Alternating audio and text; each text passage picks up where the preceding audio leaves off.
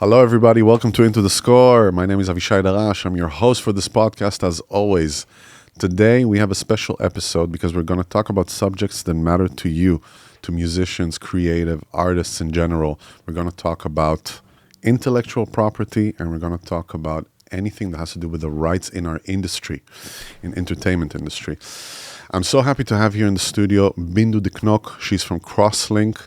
She specializes in intellectual property and entertainment rights. Bindu, how are you? I'm good. Yeah, Thank you're you good. for having me and for the invitation. Of course. Thank you for doing it. Thank You're you. most welcome. Tell me, Bindu, I want you to take me from the beginning. What is the thing that got you into law? How did you find yourself in this crazy industry that is called entertainment and helping people get their rights together? Well, then I have to take you back quite a bit. Well, let's start when I was 7. My parents wanted us to learn music because my mom used to play piano, and so did we. I studied piano. My brother also did, and my other brother played the drums.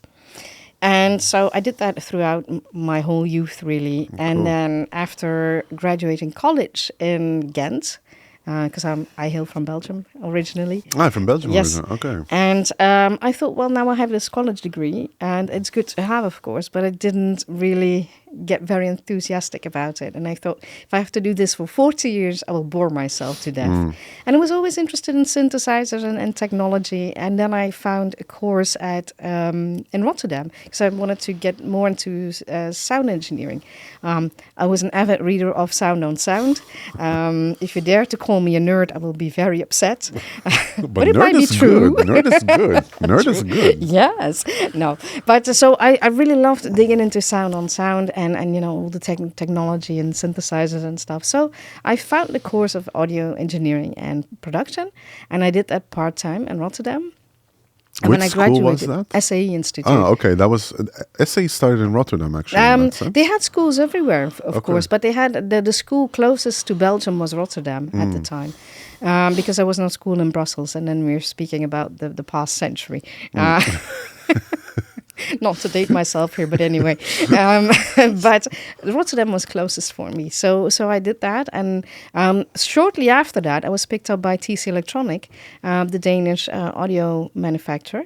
And they needed somebody who spoke 4 languages and could help out on product specialist team and support team for Germany mostly and the Netherlands.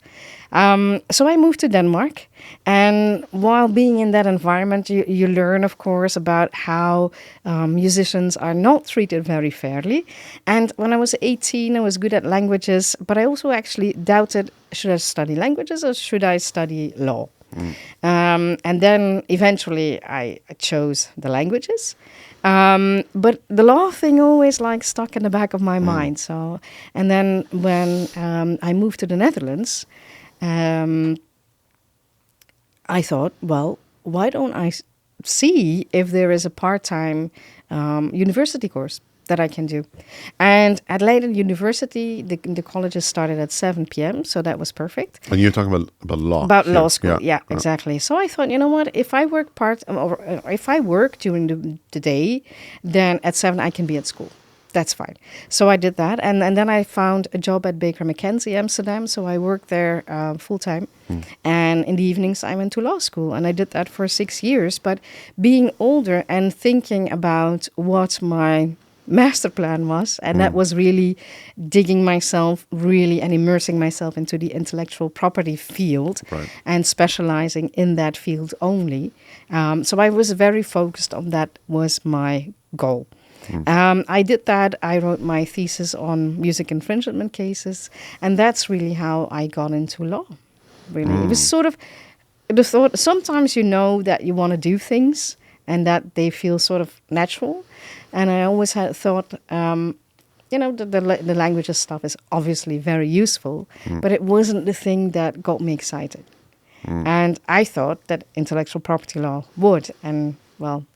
And the Fast rest forward, is history. Yeah. Exactly. But as they say. I do see a strong correlation between the love of languages and also law in that sense, because law is such a it's basically the art form of language. Exactly. If you think about it. Exactly. Anything you say may be used against you or for your favor if you think about it. True, right? true. And it's funny you say that because back in school, people said if you're good at languages, you need to study languages. But actually, the premise should be if you're good at languages, you should start and study law because it's all about language. And very often, one of my friends who is a classical harpist and also well, she makes really great musical journalism theater shows, and sometimes I help her out with. Is it Andrea Foot? Yeah, Yeah. Okay. you know Andrea?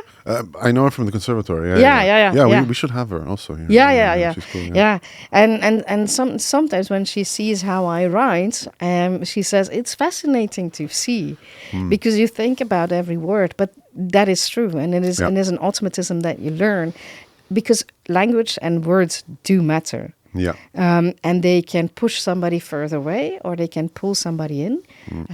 It also has to do a lot with negotiations, and most negotiations nowadays are on paper, which is a lot more difficult and a lot more intangible than face-to-face. Yeah. But it also means that you have to be very careful and very aware of which words you're putting down and in which order and what you want to convey. And that is something that is not given attention enough to. No.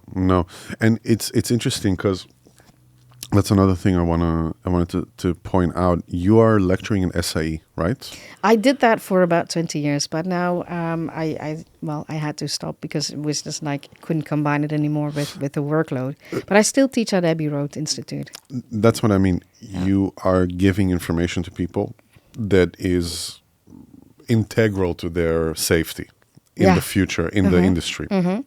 While we were talking about yesterday and when we called, and I mean, this podcast is going to be out in some weeks, but we talked before to see what we can talk about. And the fact is, the first thing that came up was that musicians or artists are just not aware of it. And they think kind of like, we're going to figure it out.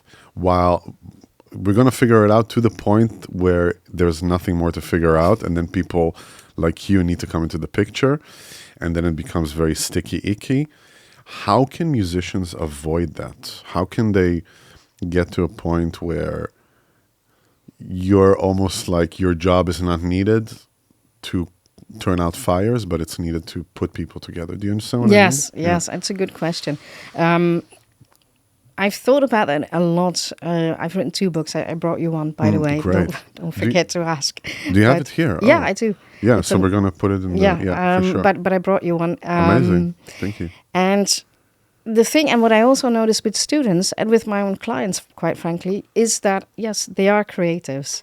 And I always start my lessons by saying, guys, it's called the music business. It's not called the music charity. You do know the music part, but you also need to learn about the music business part. And that's like the premise of my second book, and saying, like, if you want to be a professional in this industry, number 1, you need to start taking yourself seriously. And that means, number 2, learning the basics of what is the basis and the whole foundation under the music industry. And that is nothing else than intellectual property laws. And nobody asks you to become a full-fledged lawyer, but you need to learn about the basics of copyright and neighboring rights. I always make the analogy, if you don't know, it's like Lewis Hamilton getting into his car without a driver's license. That's a good one. So That's a good one. And the problem is, because people only think about the music part. For people that don't know, Lewis Hamilton is a Formula One Yes, driver. yes, exactly. Yeah. And so if you're only thinking about the music part, and your idea is, well, we're all friends here, it will all be fine. We're working together, and nobody wants to be Debbie Downer and come in and say, hey, we need to talk about deal terms, because that puts the mood down, and then we're not in the creative, that kills the creative spirit of a session, etc. But then it's like postponing the problem. And then when all of a sudden money becomes involved, and you have to talk you do have to talk commercial terms and you do have to make arrangements, then you see that people are often not so friendly anymore.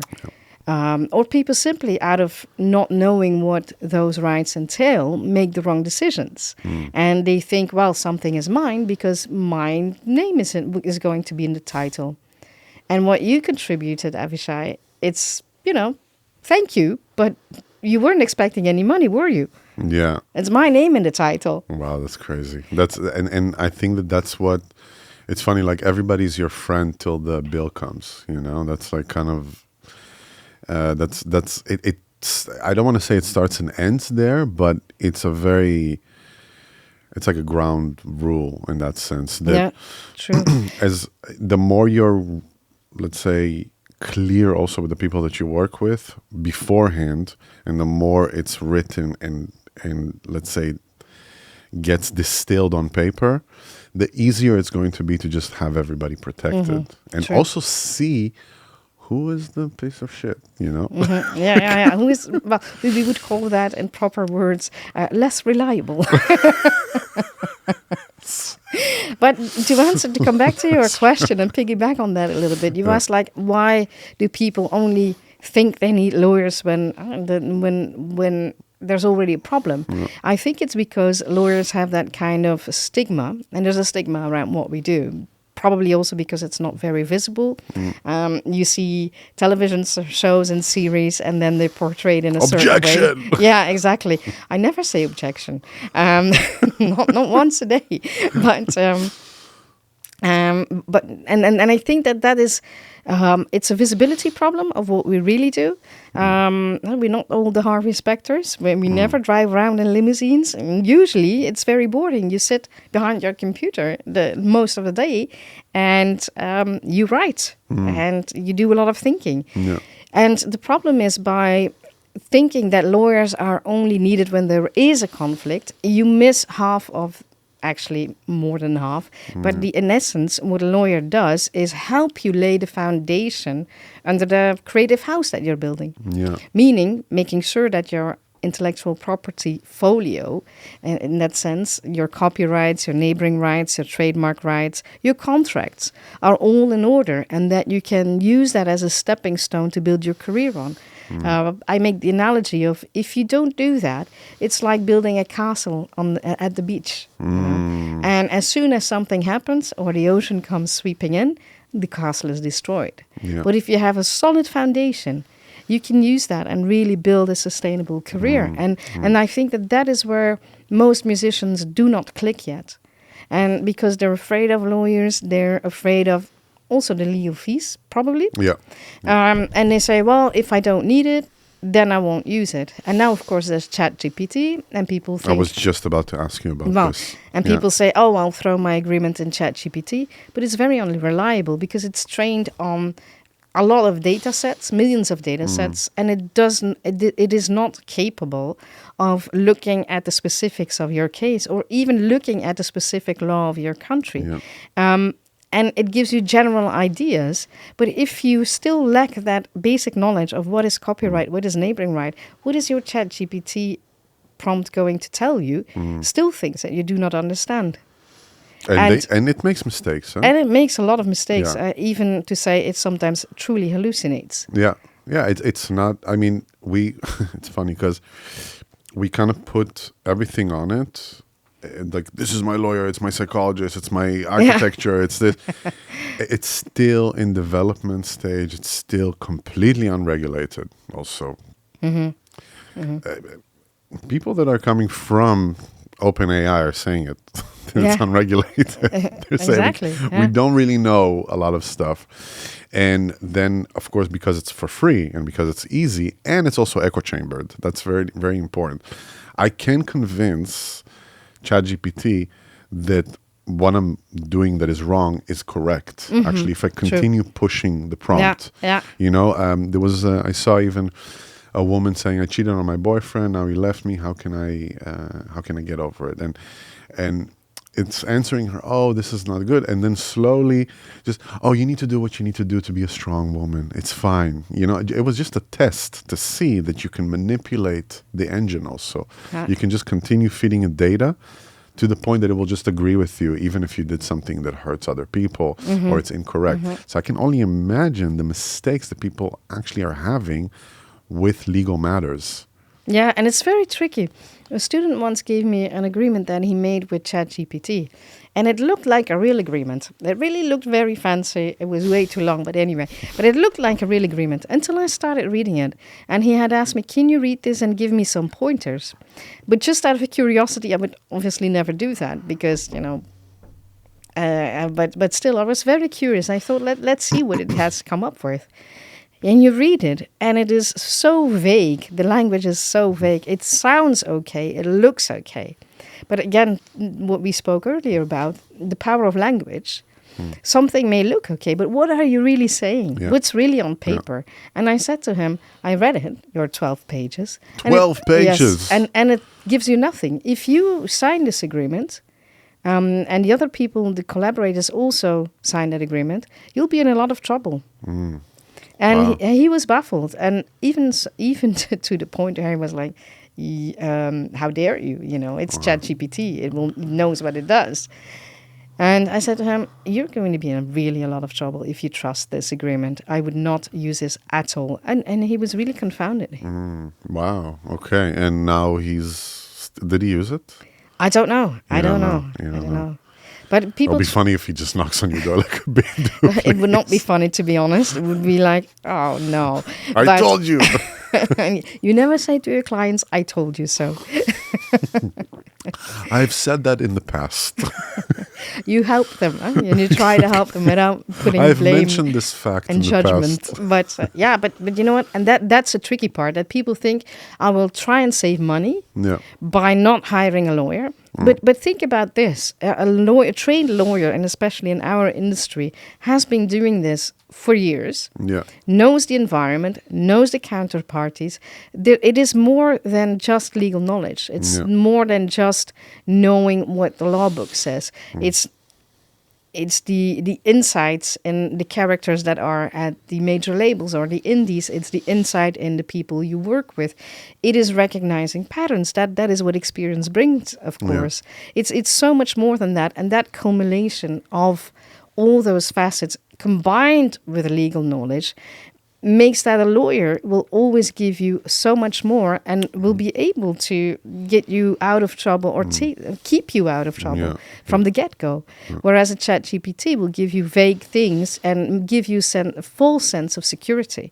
And I think that's where the tricky thing is. On the other hand, we must also think about, why do people trust ChatGPT earlier on or more than they would trust lawyers? And I think that brings us back to the question of, what kind of image do we have? Yeah, that's true. And what kind of image lawyers have. And also, again, it goes back to the very simple aspect of financial abilities. I mean, if I think, I'll just give you a small example of what I was dealing with the gemeente here in Amsterdam about acquiring a piece of ground next to our house. And it was a really long litigation and just getting a very long also negotiating about it.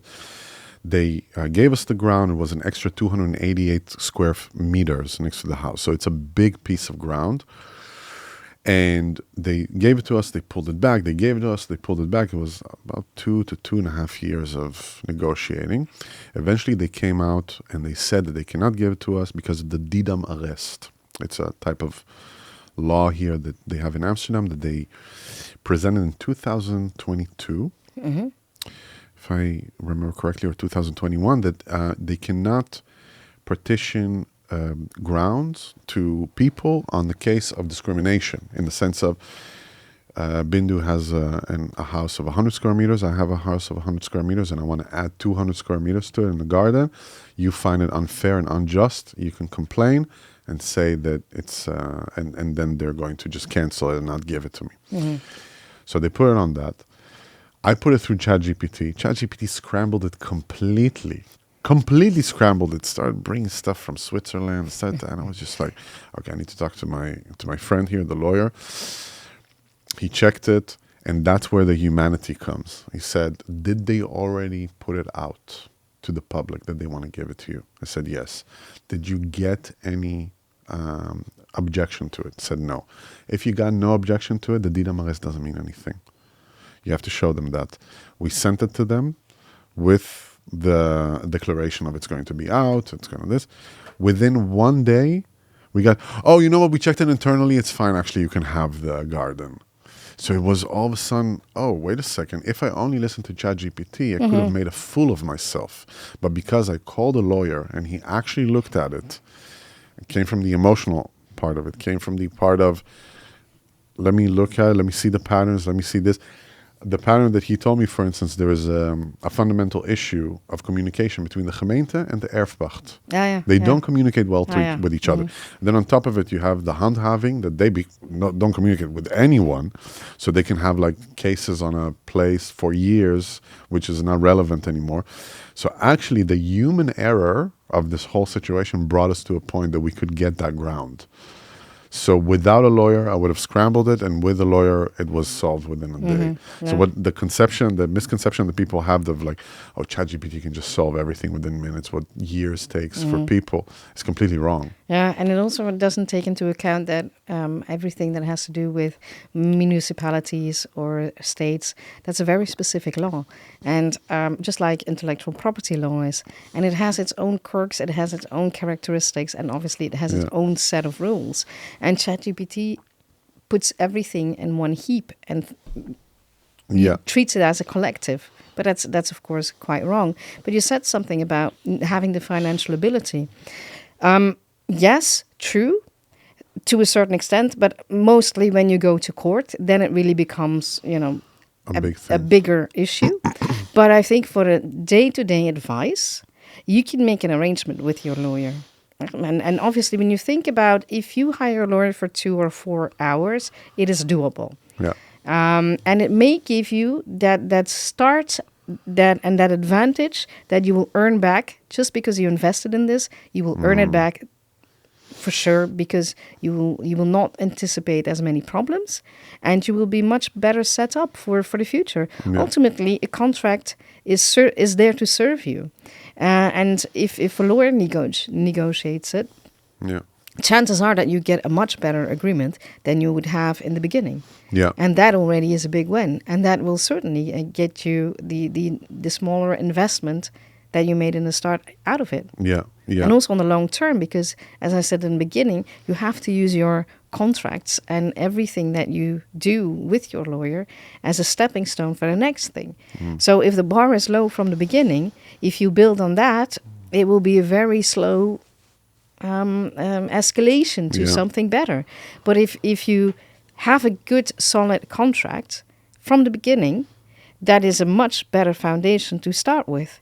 So it is about so much more. And I think when we look at how to look at law, especially more in the future, you have to also look at it more holistically, if that makes sense in a way, because it is not just about the letters and the textbooks. It's about, what you said, it's a piece of humanity. It is negotiation. It is also, when I work with my clients, I want to know, who are you? What's important to you? What makes you tick? What do you find important in your music? What do you look for in somebody you work with? What do you look for in your publisher, in your label, in your manager? If somebody is a very sensitive introvert person, a manager which is who is very outgoing and extrovert and is a bully, for example, is not going to be a good fit. And then you can sort of predict in 2 years' time that agreement will be over, that collaboration will be over. So it is looking at the client and at your problem or your issue or your legal question from different angles and looking at it not as an isolated way, but truly in the context of who you are as an artist and who you want to be as an artist. Yeah. And ChatGPT can just not give it to you because it's not a person. I mean, people conflate how it's written on the screen hey, how are you? This is not a human. This is a programmed seeking pattern, like conglomerate that is just getting data, and it talks to you the way that you want to hear it. But it's not a, let's say, it's not a person that went through a life that understood suffering and pain of other people and can have empathy. It's false empathy. Like ChatGPT doesn't have empathy for people. It's not. It predicts to the next words. Exactly. So it learns from how language is constructed, but it has no experience. It has no shared experiences. Exactly. And with your lawyer, you can have a shared experience in the sense that you've both lived for quite a long time already. Yeah. So you know what people are like, you know what characters you work well with together and what characters you don't work well with. Yeah. And that is actually much more foundation that is then put into a contract, ideally, than just saying, oh, here is a template and do with it what you want. That's why I'm not a fan of using templates either. You always should look at something that is customized for you, because then, if everything goes well, you put it in your desk and it never comes out. But if there is a problem, then you look at, hey, what have we agreed earlier on? And that gives you the roadmap on how to navigate a conflict or a potential conflict and maybe avoid an escalation. Yeah. Did you give lessons also in the conservatory in that sense, or? No, it's Wow. Interesting. I did teach at Artes for quite a while, but not in the Amsterdam Conservatory. No. Interesting, because it's that's the thing. Once you get out to the real, I don't say real market, but you're going to deal with venues. They're going to give you a contract. You have to pay your musicians. You have to pay rehearsals. You have to pay all these things. All of a sudden, you have this like little enterprise that is running. Exactly. And that enterprise needs to be protected. Yeah, true. And what happens a lot of times in our industry, of course, I don't want to generalize, but it's just a common trait, and I wonder if you agree with that. Is there are some predators out there that are like, don't worry about it, I'm going to take care of it for you. And then before you know it, your intellectual property is completely taken from you. And you have nothing, actually. And you need to continue touring, and you need to continue feeding the beast because you signed something that someone with a very nice smile told you, I'm going to take care of you, I'm going to make you whatever it is. And then you find yourself in a situation where this is not the reason that you started doing what you were doing. How can people see that before it hits them? It's a good question. And you know where that comes from, I think, is because the music industry is accessible to everybody. If my grandmother would say next week, I'm going to manage you, she can. Yeah, it's true. She doesn't need to go to school. You don't have a license, right? She doesn't need to have a license, etc. Everybody can work in the music industry without prior knowledge, without having a certification, let alone having a degree. Try that working in a bank or becoming a dentist. Yeah. Also, it's a very gated ecosystem. You don't get into the music industry very easily. No. I mean, if you look at it from, all the sectors that we have, aerospace, the food industry, any other industry. But everybody is always on top of that, and then especially from the competition law angles, and if there is things that are not acceptable or deviant behavior that is not acceptable, newspapers are all over it, and it is called out. The music industry sort of has its own energy, and it operates below the line of visibility, if you will, from the public. And that means that a lot of it gets by and is possible, which would not be possible if it were, all out in the open, so to speak. Yeah. And because it is an ecosystem with its own set of rules, not many people also understand how it works. Absolutely. So the outrage that musicians have, for example, about streaming rates is not a shared one, because the consumer, on the other hand, says, well, I have access for €9.99 to all the music that I want.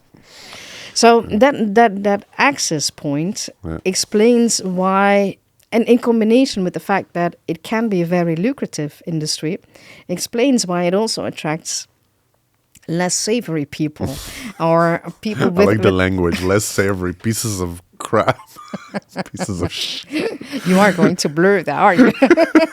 Let's call it less moral people, or people with lesser ethic standards, all of the above even. But, how your question is, how can you protect yourself from that? Coming back to my earlier point, somebody who works in the music industry as a lawyer for a longer time knows, because it's a small industry, even on a global scale, people know people. Yeah. And then oh, that person is reliable, that person isn't so reliable. Or somebody who you can give a call and say, hey, my client's going to work with this or this person. Yeah. What's your experience with them? Also, that's good. Be a good person, judge of character. That is something that you learn, becoming an adult, living, basically. Yeah. That gives you a sense of what do I look for? What are the red flags in people? Mm. And vetting somebody's character is essential. So first you have to do the vetting of, the booker that says with a big smile, I will make you the biggest star on the world. See what have a talk with that person. Yeah. Check what he's done before. If people say, "Oh, I've had the problem with this artist and this artist and that artist," okay, obviously maybe you are the problem. That's a red flag.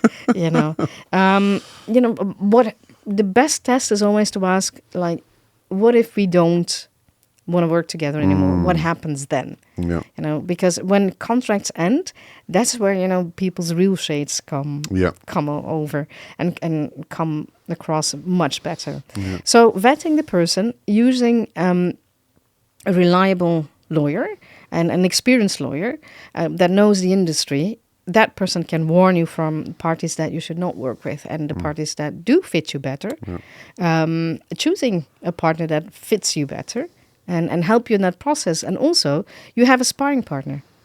A lot of times, my clients call me just because they want to have, spar. And about, they're thinking of this. They're thinking of maybe making a change of management, making a change of label, publisher, whatever. And then being able to discuss that with somebody with the similar background, but also a different kind of knowledge, helps people consolidate their ideas and test their opinions and maybe their assumptions.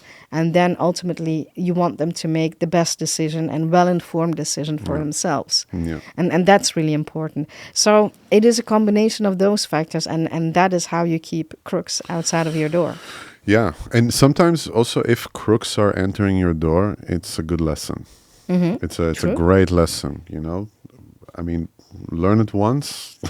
Once is enough. True. It can also be an expensive lesson. Yes, but it's still a lesson. Yes. That's what I'm saying. And I think also, while you were talking, I was thinking about it, that one of the reasons that you have these, let's say, shady deals or things that are happening in the music industry which are obviously predatory is because people are also really have the FOMO, fear of missing out.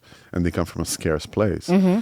I didn't have gigs for a while. All of a sudden, this person is coming on my doorstep and he or she are offering me this and that. And it looks good. There's some red flags, but let me see. It's okay. We're going to figure it out. No, these red flags, these small cracks are going to turn into problems. Yes, yeah. And they're going to put you in a situation where you wish you didn't say yes to it. And I had my share, more than once, but it becomes like almost to a point of, let's say, seeing something and realizing either it's a little bit too good to be true, or let me see actually what the exit plan is. Because the exit plan, like what you said, is really important. Mm-hmm. It's not just, let's do it. Okay, what happens if we need to finish this? How do we finish this? What will be the best way to finish this? And what would be your advice to musicians with not so many resources that are, let's say, they have great talent but not the resources yet? What would you tell them? two things. Educate yourself in the sense that to see if a contract that you're getting offered is fair, or if you need to have like, hey, that's a red flag and you should be alerted. That comes from knowledge. And not knowing puts you in a vulnerable spot. And people who negotiate hundreds of deals, or have negotiated hundreds, and even in case of record labels and publishers, thousands of deals, they obviously have an advantage over you. They know their deals very well. They know what works for them and what doesn't work for them. They know you are not experienced. They know you lack that knowledge. They know you have FOMO, and that you think, oh, this can be my golden ticket, to the chocolate factory. But those days are over. The days from in the 80s that just signing a record deal would mean that you would become successful. That's over. Forget it. No. I mean, the only breaking an act in this industry is already very difficult. So, number one, you need to know the basic rights. Number two, if you have limited resources, try and see if you can use those limited resources to maybe have then a quick scan of your agreement. Then go back, do some negotiation yourself, but use your lawyer as getting some pointers from them, getting some advice. Maybe you can write the email, the lawyer can look at it, help you rephrase things. Yeah. That will keep costs down. But obviously, it's your own responsibility. Again, coming to the same example as I gave, it's like, if Lewis Hamilton would just ignore what back in his Mercedes days, Toto Wolff would say, the big boss, or he would not listen to the team controlling the motor, etc. Then it's very well possible that he's going to get off track, and he doesn't know what he's doing. Absolutely. It's the same thing with a musician. If you do not have a reliable team, and it can be a very small team, it could be just you and your lawyer, or just you and your manager, and have your lawyer on the side who's always on speed dial. But try and see how you can optimize your limited resources, but make them work for you. Yeah. And if you have a good lawyer, sometimes you do things for a discounted fee, or because you think, hey, this person has talent, has a good opportunity here. What can I do to contribute? Yeah. It's interesting because we started this podcast. I started in last year May. I really wanted to just put people that aren't out there to talk to people and build this community. And Joao came into the picture, and I was like, man, I don't have any money. We have to see. And then we told ourselves, okay, when sponsors come in, when money comes in, we're going to figure it out. And then before all of that, we started to get guests that, before the big money is coming, because it still didn't come. Yeah, I'm seeing you. You can help us. But for the first time, guests would tell us, actually, I do want to see the thing before, and I want to vet it before. And we were like, oh, wait a second, this is becoming serious, meaning that if someone is not happy with something, they could come after us or something. And those I think in correlation to me calling you also and being like, hey, come to the podcast. And then Joao was like, hey, Bindu can help us with the contracts and this. And I think that the reason I'm telling all this is because I think that the legal aspect of your business should be integral of what you're doing. Like we're building right now what we're doing. We talked about opening a stichting also and creating more productions and really going into this multimedia world. If we're not going to have legal protection, we can build this, like you said, mansion on a little coral. Which is be on the beach. And quicksand. And then the first unhappy person comes and just brings all the water. It's funny that you say that. I was with my dog at the beach a little bit ago, and there was a very nice castle in sand. And she's a Ridgeback, a Rhodesian Ridgeback, so they're quite big. They're also not so elegant sometimes. And it had a small little tower on top of that. And she looks at it, and she goes with her paw. And I thought, that's just a very good analogy. If it's not built solidly, if you have somebody who comes along, the not so elegant Rhodesian Ridgeback, but mine is very sweet. But if you have not a sweet counterparty, for example, they can just squash you. Yeah. But we have a shared example that obviously we can talk about later. But to come back to your problem, the thing that people sometimes say, oh, it's not legal yet. It's not a legal problem yet. And then I'm thinking, but everything that you do in this music industry is in the context of the legal context. Because everything it can be summarized to either copyright, neighboring rights, or trademark law and contracts underlying that. So everything that you do in this industry is legal. Yeah. So having the fallacy of thinking that, oh, it's not legal yet, that creates a problem that you have to solve afterwards. Yeah. Because what that does is, by just looking at, for example, commercial terms, it doesn't take into account a legal strategy that the lawyer could follow. For example, let's say that you've not been paid properly by your record label and your statement is incorrect. If you treat that as just a money problem and you don't look back at the agreement and you don't let your lawyer think, okay, this could be a good strategy to solve that problem, you will postpone your problem, and then you've already made arrangements, had talks with the counterparty, you've maybe said things that you shouldn't have said, and it makes it very hard to then keep all the options open. Yeah. Basically, you've already blocked parts of the exits. You've already blocked parts of the street. And by treating it and by involving your lawyer in an earlier stage, you can see, oh, there's 10 routes to go here. Which one is the best? Yeah. And you can approach it from a much more strategic point, and that will help you so much further. So I'm always surprised when people say it's not a legal problem. And I think that's exactly what you say. You have to always think about it. It doesn't mean that there has to come a big expense. Exactly. But you have to train yourself in reflecting on it first, and then seeing, get some advice, get a lawyer an hour advice, and then see what you can do. But then at least you know. It's actually the opposite if you think about it. It's better if it's a smaller expense now, in order for you to avoid even going to court, which will be will be a big gazillions, expense. Yeah, it will be the biggest, to go into litigation, all that stuff. But what? Okay, I asked you that on the phone. Like, why didn't you go to let's say, more lucrative, law practice? I would. Defend some mobsters.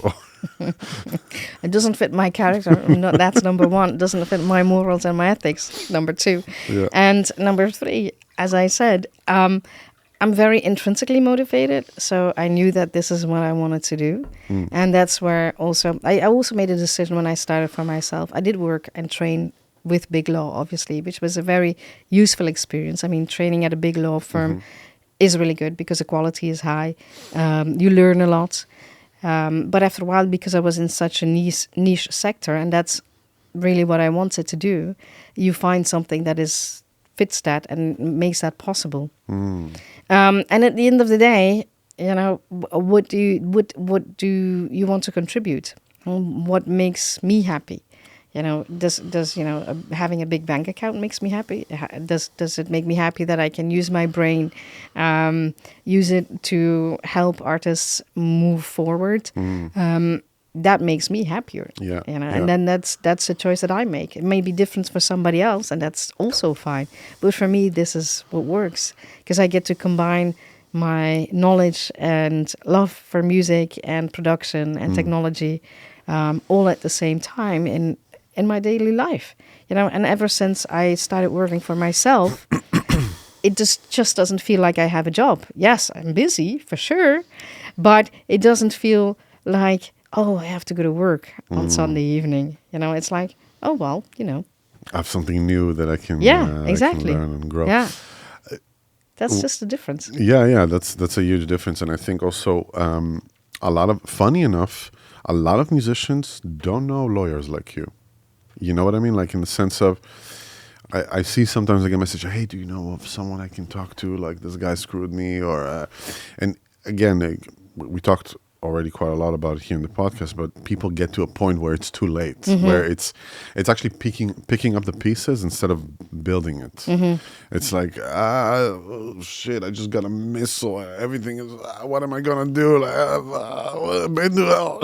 So, and then for you, I can only imagine just the preparatory work and understand. Probably, I'm just assuming. I don't know. I'm a layman, and that could be that a lot of these cases are a mess already. That you enter it and it's like you said something here on this date. Yeah. But that's and you said something on the phone, which means nothing. And then he sent a message, and then you this, and all of a sudden you construct this thing, and you're like, you're kind of screwed.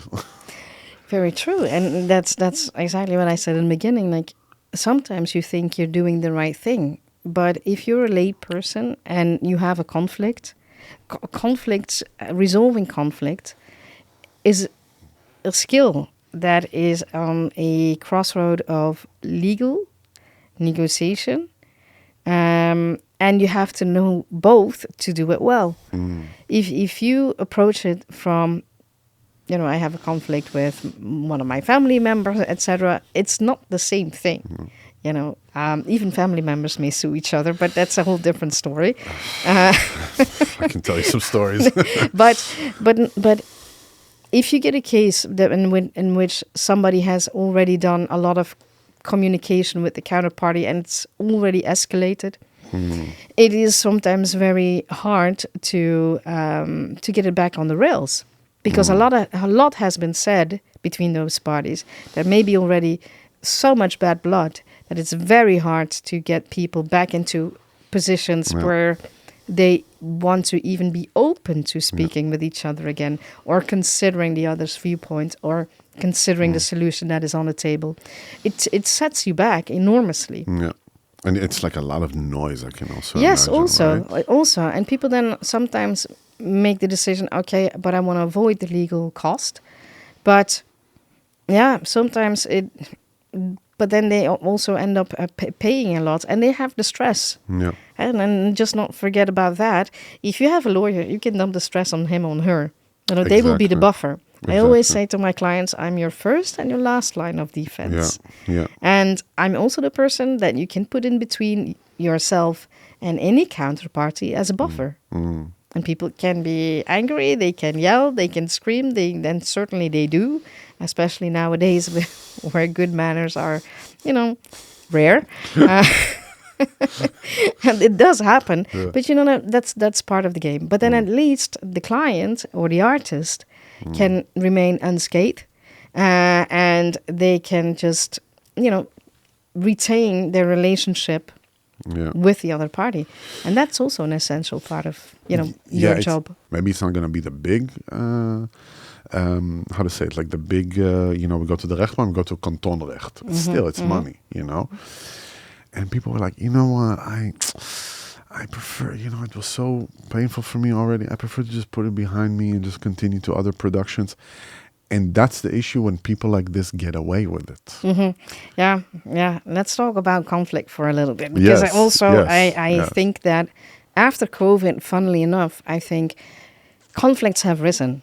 And the way people deal with conflict has also changed. From a more human aspect, I think people are definitely under more stress. There's a lot more uncertainty in the world that definitely eats people up from the inside, I think. And people are nervous. They don't know what to expect in the future. So people's patience is spread thin. It's spread thinly. But there's also maybe because we're so used at and screaming behind our screens and iPads and social media, it has become normal to dump any opinion in any manner to the other people, to other people that we don't even know. It's usually always something negative. I think the majority of comments made online are negative instead of, saying, hey, that was actually good. I mean, you don't have to like everything, but there's always... That's surprising when that happens. There's always something you can learn from everybody, I think. I mean, it might be small, you never may expect it, but there's something that everybody has to bring to the table. But so the way that people deal with conflicts is already different. And you see that musicians, and especially in negotiations, they always think, I don't want to be difficult because I fear the repercussions. It stems, once again, from the lack of knowledge of your rights. It also stems from an inexperience of being a good negotiator. But again, that's why you have us for. And number 3, it's about conflict is, and it ties very strongly together with negotiation, is a skill. And it's a hard skill. It's not a soft skill. And conflict, an escalation can be part of a conflict, but conflict doesn't necessarily need to be bad. And because people... And what do you mean by that? Because it gives you information. And if you can take a step back and look at it from that angle and say, okay, something really didn't go well here, instead of choosing the escalation first or ignoring the conflict because you think it will go away, people will not engage in conflict, I think our perception and our approach to conflict needs to change. But you are definitely right. Musicians are very risk and conflict averse. Yeah. They think, oh, but then I maybe lose my chance to work with people in the industry. They will badmouth me. But yeah, the result is that people that do bad things are not punished or there are no consequences. But I always say there's always consequences. There are always consequences because it's a very small industry. Everybody knows everybody. It goes around. Big players, we know you, man. Big players know exactly what you're doing. But in general, it's once again, it comes back to the lack of knowledge. And a lack of knowledge also from all sides. Because people think, oh, I can do this. I was sent over Instagram a video from somebody. She's a singer. She's a top liner. And she got a message from a remixer, producer, DJ. And he said, oh, I remixed your top line. I use it. I pulled it from the internet. But to avoid copyright infringement, I need to know and change it what you want the title to be. And she said, but dude, you can't do this. He didn't even ask her. He just told her he did it. Okay. Yeah, and she said, whatever is on the internet, you cannot use it, and you don't have the license, you don't have the permission to do this. And he said, yes, but I just need the title so I can avoid copyright infringement. And she had and to me that is just completely baffling. But that's the kind of thing you're dealing with. And it all comes back to the lack of knowledge in the industry. Yeah. So the best defense for people to not deal with people who are less reliable, to put it in that way, is to really educate yourself. Know what you're worth. Why don't you walk away? And then we also have to talk about, in the same slipstream, about the remuneration of musicians. Why is it so low? You know, learning an instrument. I mean, I've played piano for a long, long time now. I'm now learning bass guitar. It's very hard, nice. I must say, coming from a different instrument. It hurts in the fingers, right? Oh, yeah. But the hours that you do in practicing, you know, the hours, and you're never done. As a musician, it's a lifelong learning experience. It never ends. You're never done. No. And you can always do something better. But it's the same with being a lawyer or, you know, being a negotiator. It's always learning. But then why is the compensations of musicians so low? And why do we find that acceptable? Why do you think it's that? I think because there is still something in our society thinking, oh, you're a musician, why don't you get a real job?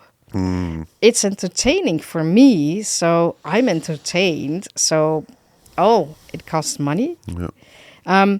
You know, also think about the money that a number of streams brings in. How much time have you spent writing, perfecting or learning your craft of songwriting, you know, do the producing, do the mastering, the editing, the whole thing, you know, to have a really deliverable product that sounds great. Hours and hours and hours. Years. And the investment comes before you do any work, or at least before you get any payment. Absolutely.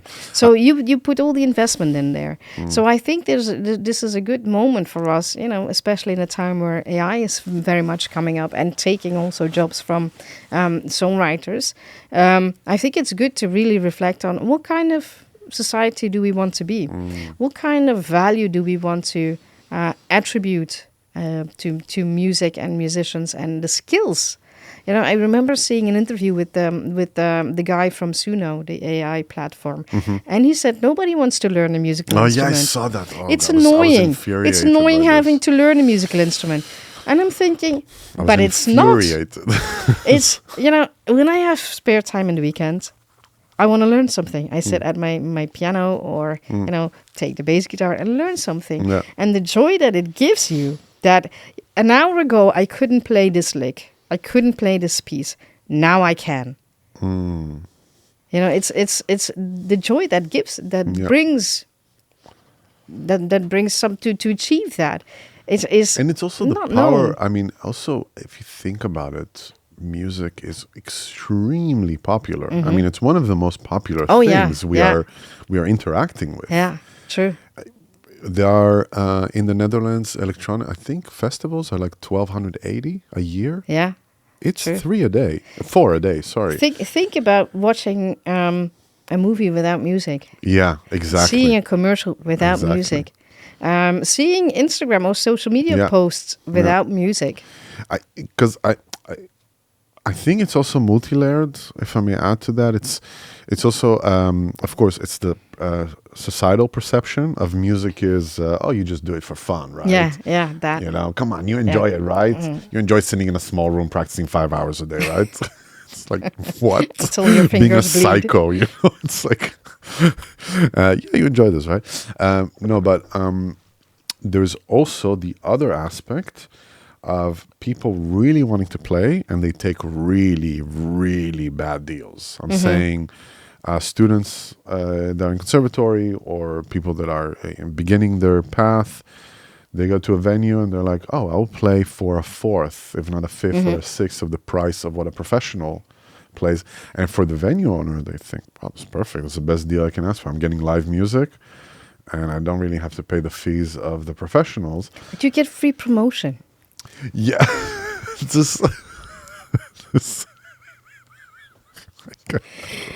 You get your portfolio. Yeah, exactly. I love how they put it like portfolio. It's I saw this guy doing the same with like a restaurant. Why don't you come to my house, cook for free for me and my friends, and we will for sure say that it was great and just give you like promotion afterwards. That's what I mean with like all the things that happen in the music industry. When you would put them out in the open and try that with the Albert Heijn, for example, and say, let me just shop here. I have an Albert Heijn bag. That is free promotion for you. If you would put that analogy in different sectors, you would say, people would say you're completely out of your mind. Yeah. But somehow when it comes to the creatives and arts in general, all of a sudden it's well, no need to be angry. Yeah. And the problem is also musicians are not organized. They don't have a strong lobby. The tech companies, because quite frankly, the music industry is a tech company, or at least a tech industry nowadays, of course. They're very well organized. They have strong lobbies. Musicians are not organized. They're islands in themselves. They don't dare to walk away. It's also because they don't know the hard skill of negotiation. But they also don't know the hard skill of or at least they don't know the basics of their rights and what they can do, what can do and what they can't do. And they don't dare to walk away. So they are settling for less. And that happens on a very large scale. And that gives the other parties the idea, so people don't walk away. We get away with giving people lousy deals and they accept it. Yeah. So basically, musicians make it the people with lesser motives way too easy. It's way too easy for people. And the only way to counter that is, speak up, dare to walk away. Because the time that you will put in a project that only gives you 350 euros for 18 arrangements, you do have to put the time in. Yeah. But if you say no to that project, you don't spend that time doing this, but you spend that time searching for a different and negotiating a better project. Exactly. That would have brought you more. And so that's- people need to yeah. learn to walk away without guilt and without stigma and without fear of not being hired. On the contrary, it gives somebody Legitimacy, actually. that, but also it sends a signal to the other party. Oh, this person knows what they're worth. Yeah.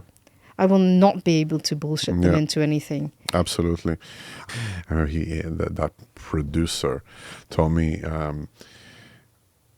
it's my dream to do this. And then I said, you are turning your dream to other people's nightmare. You understand that?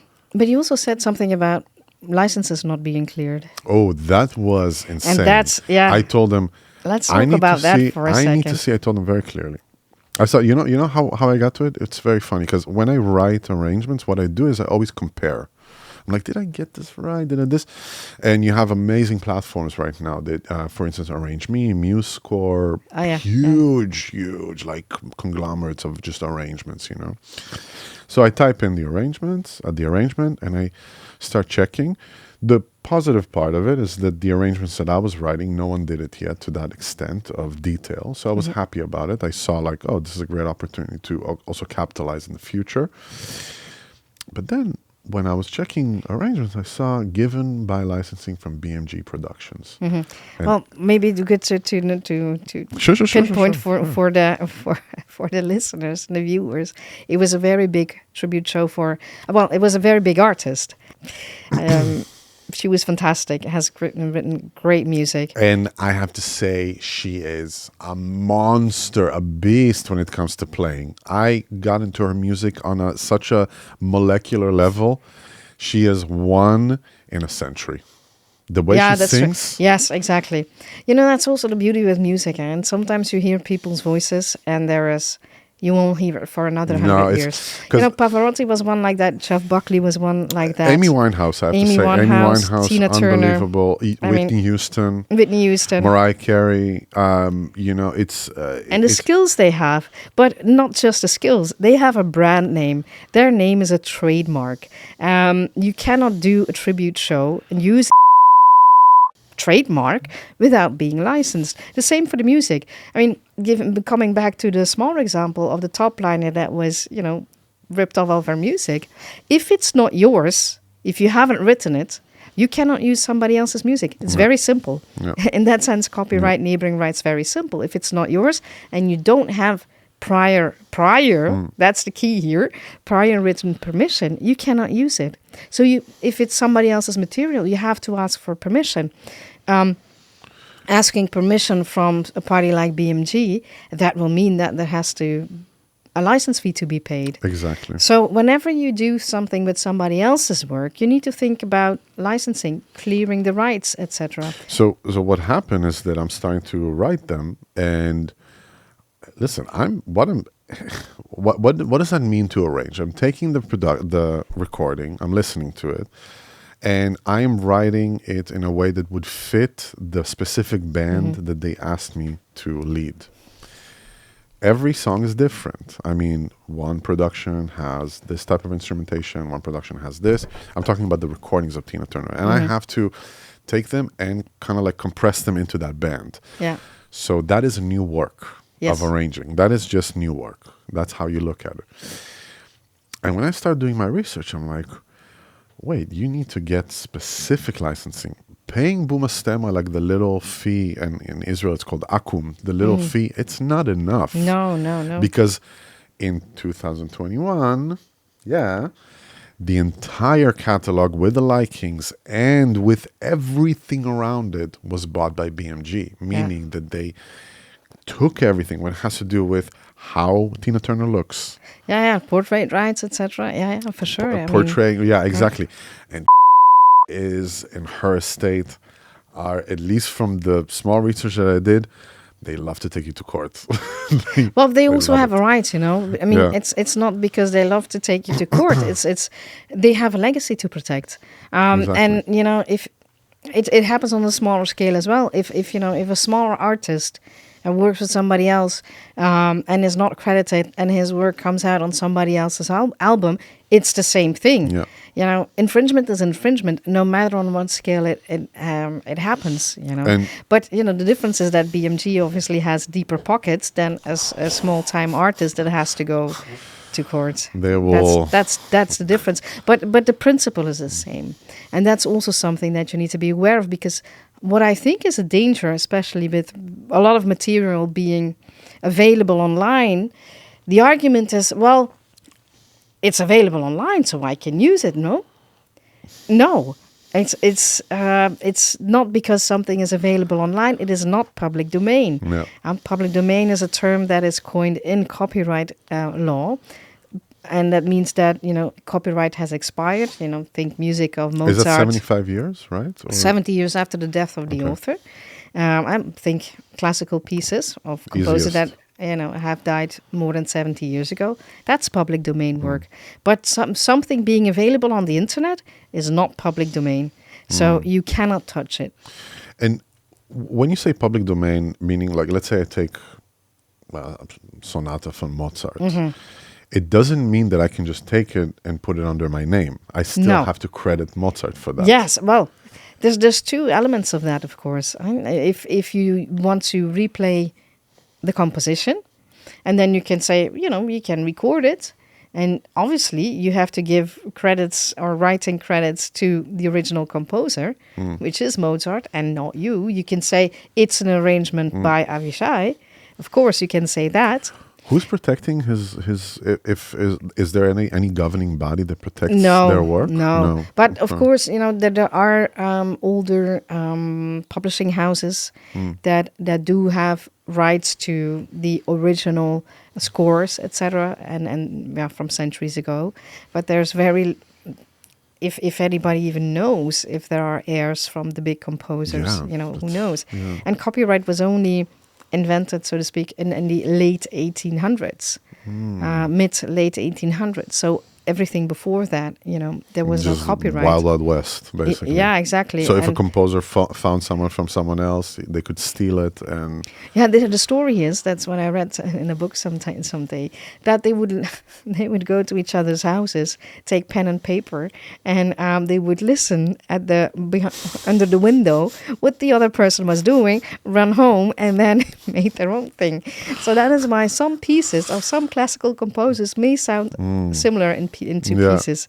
But anyway, back to our question. So yes, you always have to attribute the original composer, but on the recording you can say, piano by yourself then. But the tricky part is also when we talk sampling, for example, that people think, yes, but I bought the record. I have a great story to tell you about that. I bought the vinyl. Why can I not use it? You bought the physical copy. You didn't buy the rights to the music that were recorded on the copy. You didn't buy the master, yeah. You didn't buy the master. Yeah. So what happens, and very, very often happens, unfortunately, is that people clear the underlying composition, but not the recording. And so when you sample a classical piece that was recorded, Sony or any other classical label may have rights to that. And then also the people playing on it may have personality rights. Yeah. That happened a long time ago.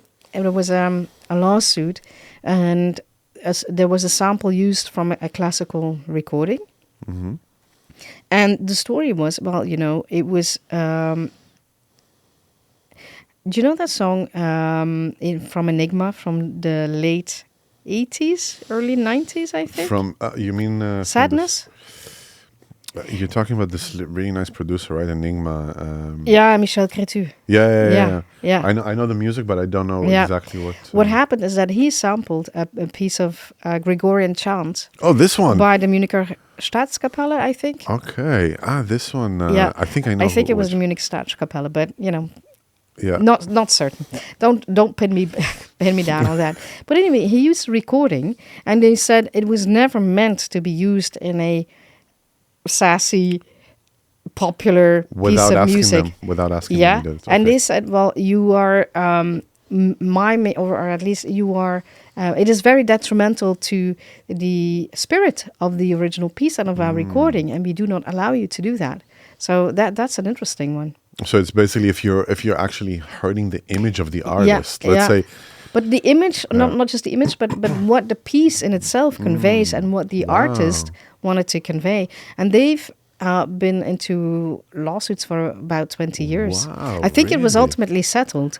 But so even having permission, it means that you need to be very clear on which levels you need to have that permission.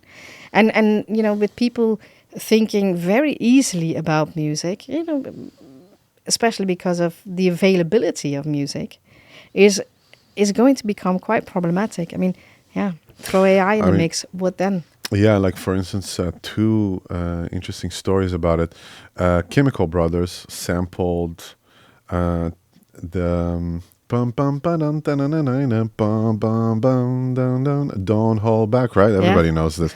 They took it from Najata Tabu, which she's like a legend, Moroccan Shabi legend. She had no idea. Luckily, in that world, the Arabic world, she is kind of protected, so she could go after that and get her money. But they just did what they wanted to do. The Chemical, we're talking about a big artist. Yeah, but it happens a lot. Timbaland, Beyonce, I mean, you know, exactly. there's a plethora of people that have sampled without permission at the highest level. And you would think that at least they have the lawyers and the team around them that is aware of that. But back to our first few minutes, there's such a big lack of knowledge in every single level of this industry. Even if it's the highest levels. That these mistakes do happen. Yeah. Yeah. And I wonder really, like, I mean, I would love to ask them about that. I mean, I got a chance to meet Najat because she's coming quite often here to the Netherlands. She has a big audience here, but you know, she's a very nice woman, and she's just very, you know, she doesn't care. Like she's a legend, so she has behind her the apparatus to protect her, you know. But I really wonder if they did it with knowing it's fine, like they won't go after us, let's just get it. It became a huge hit. It has, I think, like 1 billion streams or something, and it was a huge hit back then, before streaming era, so it made money. And the other example is Muhammad Abdul Wahab, one of his famous songs, I can't remember now the name, Jay-Z sampled it. Do you know about the story? And they went to the Supreme Court and they lost. I mean, for sure. His estate lost, Muhammad Abdul Wahab, because back then also there was a lot of, especially in the, let's say, Arabic world, North African, there's a lot of, let's say, like modeling trust, you know, I trust you, it's going to be fine, you know. And one of the artists had actually said, no, I need to protect myself, and she made a deal with Sony, was Kulthum. And she's until today extremely protected with her estate, and her family is being taken care of, you know, the composers, all that stuff. But then other artists that had, like, were so prolific, we're talking about thousands of compositions, they just saw the being on the road as the end result. Like, oh, I can just tour and make money, but the song, it's like, it's not tangible. So how can I protect it? You know what I mean? And I think that's a lot of times also what happens with music, is that because it's non-tangible, it's not a physical thing that you can grab. True. But copyright exists as soon as you've created something. At least in the Netherlands, you don't have to go to an office and register your song to get copyright protection. It automatically it comes into existence upon creation of something. So that's one thing.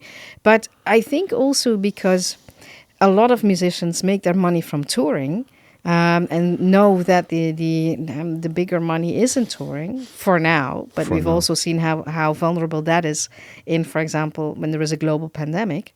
But for some artists, there is where the money is, and then they sort of forget about the songs and the protection of the songs and registering it properly with collective rights management organizations, so they get that money in.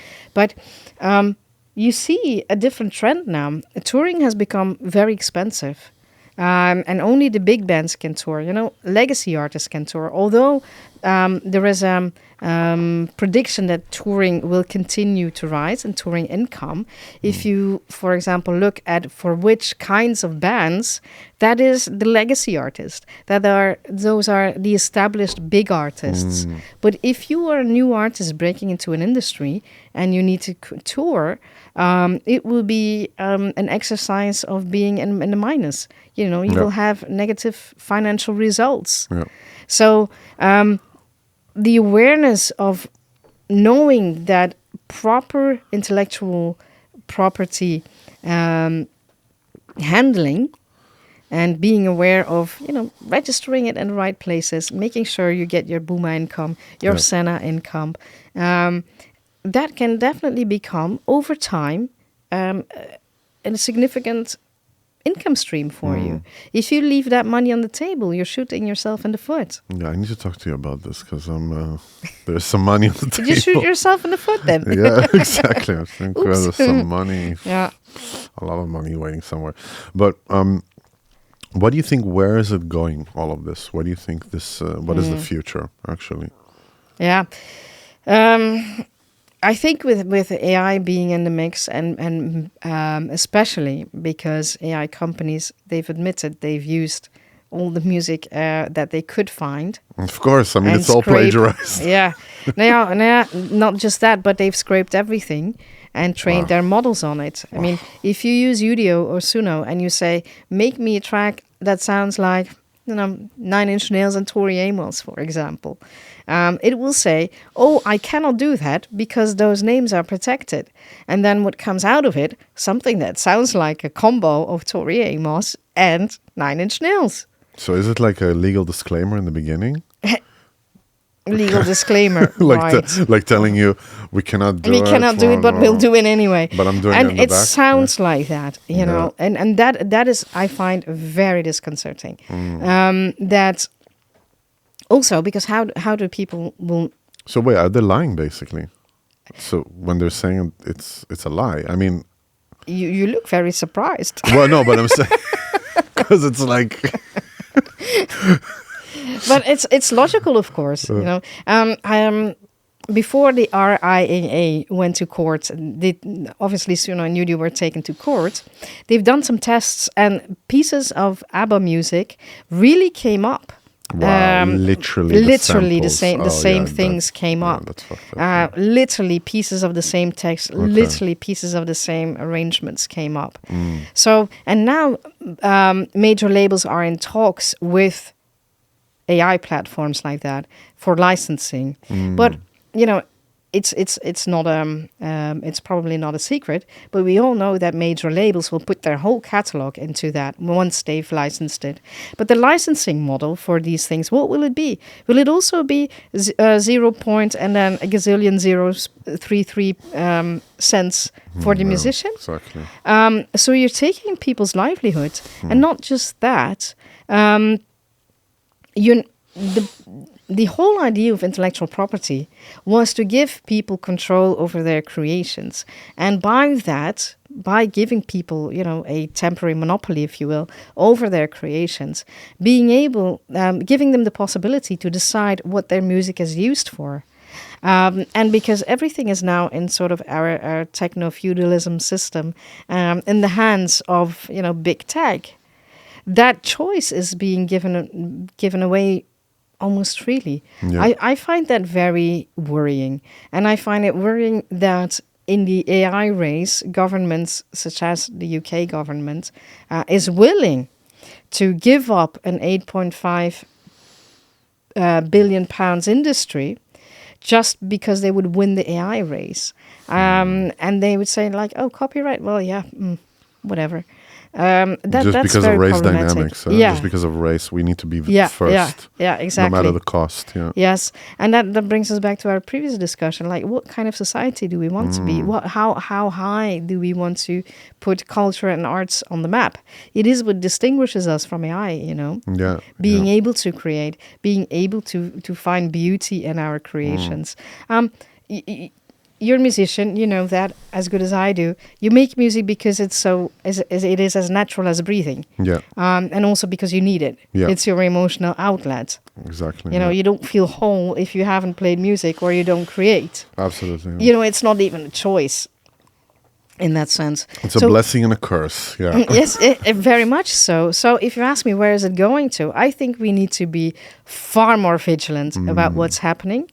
That I think musicians, number two, should be way more in tune and partaking into the global and public discussion of what's happening with our copyright and neighboring rights. And then three, I think because it's very simple. If it's created by AI, record labels, publishers don't have to pay the creators anymore.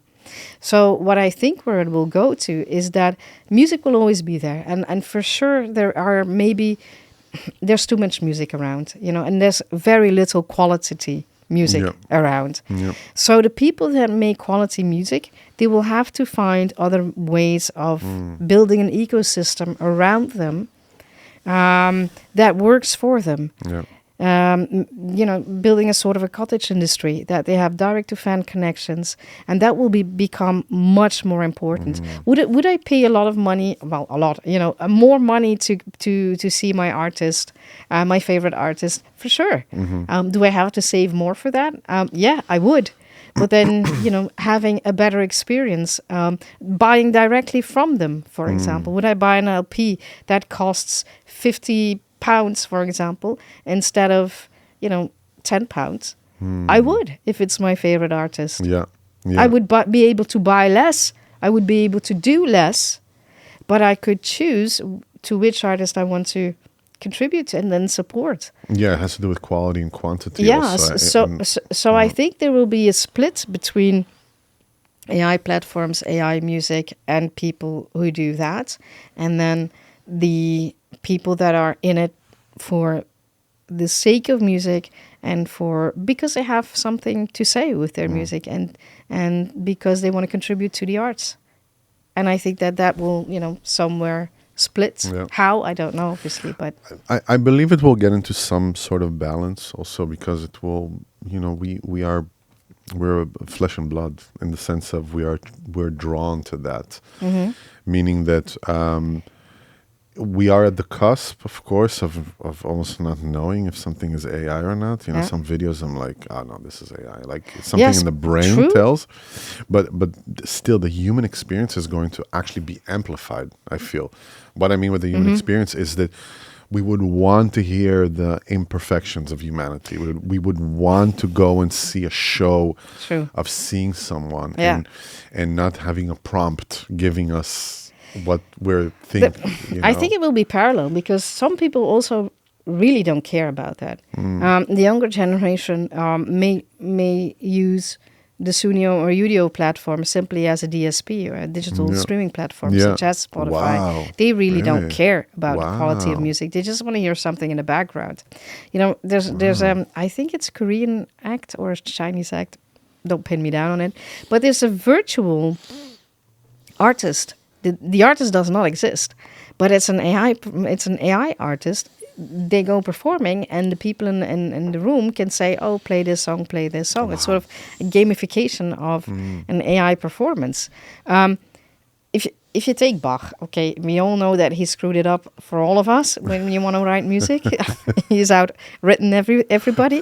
But the most particular pieces of music were because they were grown out of and originated from mistakes he made. And technically, it would not be possible that he would have written certain things. Yeah. And a music AI creator will do what is expected within the parameters of what is logically, musically, harmonically, theoretically possible. That may sound very boring. It might sound perfect, but the imperfections is what gels with you and I. So, but I think it will exist in a parallel world. Yeah. Well, not in a parallel world, but parallel to each other. And there will be people that AI is good enough, and there will be people who are drawn to the human experience. Yeah. But I think if you ask, will as much people be able to make a living from music.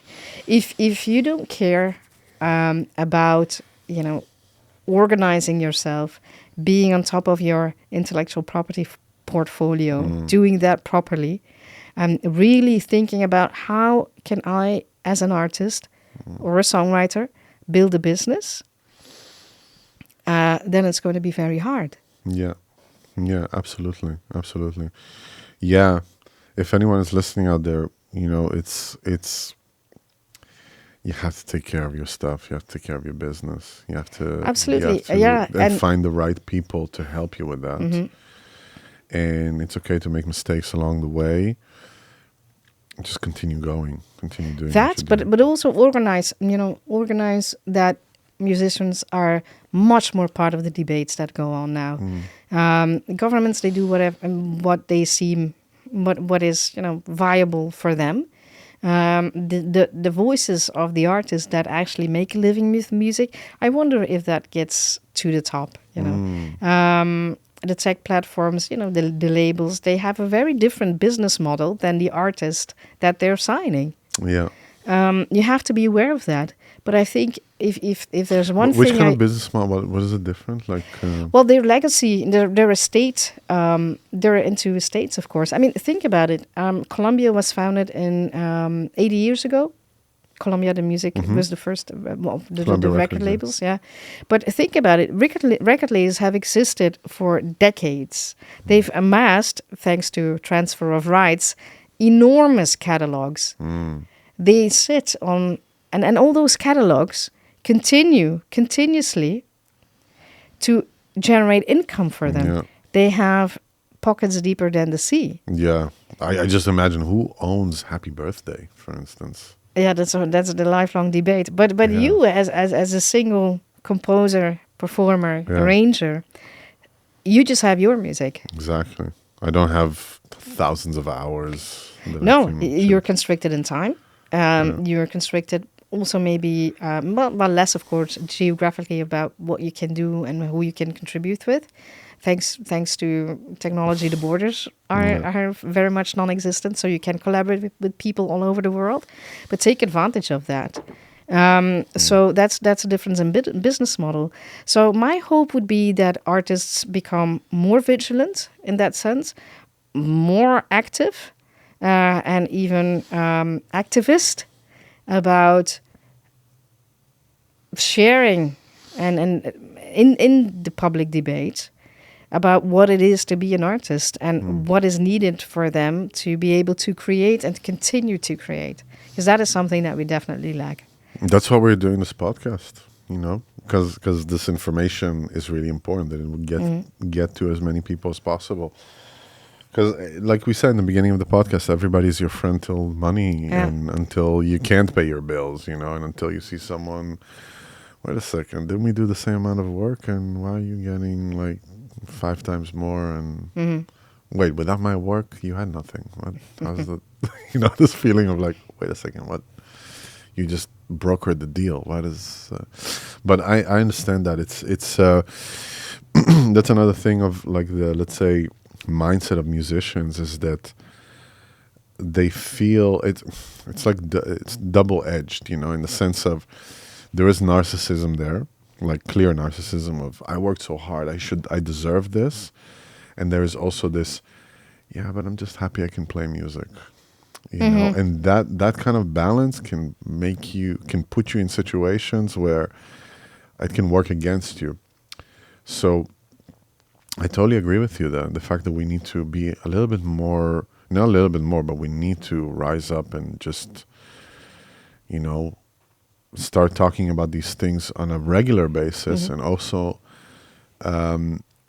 call out people that destroy our business, I think also, I mean, walk away, dare to walk away. Yeah. Fear does not serve you at all. Because we talked about, for instance, what you went through with Soul Supreme, right? Like, can you talk a little bit about with Noam? He was here on the podcast, so he talked about extensively But you, from the legal aspect, like, how did you? What was the experience? Well, I can't say too much, obviously, but I'll tell you this. Noam was a student of mine at SE, and a few years ago he was on my doorstep with a case that really looked like very straightforward, clear infringement.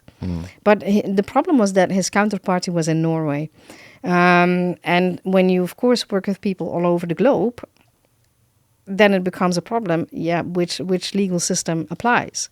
Because there was no written agreement, we had to look at what was verbally agreed. Verbal arrangements are valid, and also can constitute an agreement between parties. How do you get back to them, to a verbal agreement? Well, and that's of course always the question: how do you prove your verbal exactly. agreement? So what I always say to people is, when you've made a verbal agreement, make sure to send an email afterwards and say, hey, thank you for today's discussion. That was really helpful. Just, to a short recap, we've discussed A, B, C, and D. I will do 1, 2, 3, 4, 5. You will do 1, 2, 3, 4, 5. Confirm things so that you have written proof. Yeah. But luckily, Noam had his whole file. I've never seen that before. But I was very impressed with his documentation. He was very solid. But yeah, you deal with it with a different legal system. So I'm only a lawyer in the Netherlands, and I can only practice law in the Netherlands. So we had to go and find Norwegian counsel. And for me,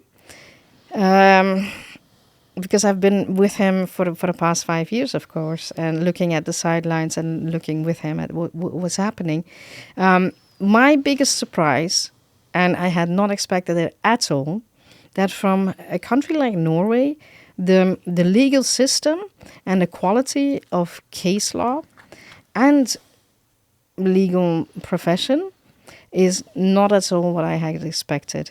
And I must say, I mean, the Netherlands, Germany, England, those are the countries where, case law is of a very high standard. And even then, it's far from perfect, but, but it is usually well motivated.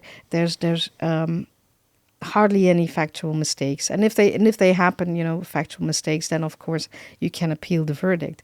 But with Noam's case, I've never seen anything like it. And because in that sense, as not the counsel, but almost being in the same position as my client, having to discuss with the Norwegian legal counsel about how we view the case.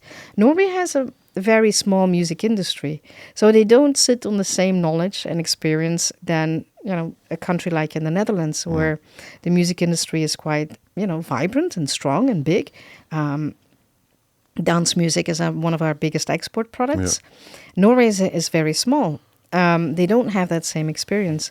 And you see that has definitely had its repercussions. And it was... Is it more like Wild Wild West? Not the Wild Wild West, but not that at all even. But there is a lack of understanding of the legal musical principles. The actual technicality of it. Yeah. Okay, so like, what is a sample? What is a composition? What is the difference between the two? Yeah, what is a master recording? When does a master recording exist? Wow. What is a copyright? Where does it originate? Was it written in Norway? Was it written in the Netherlands? Those things matter. Because I remember Noam saying... he said, "Don't go to Norway and fight your case."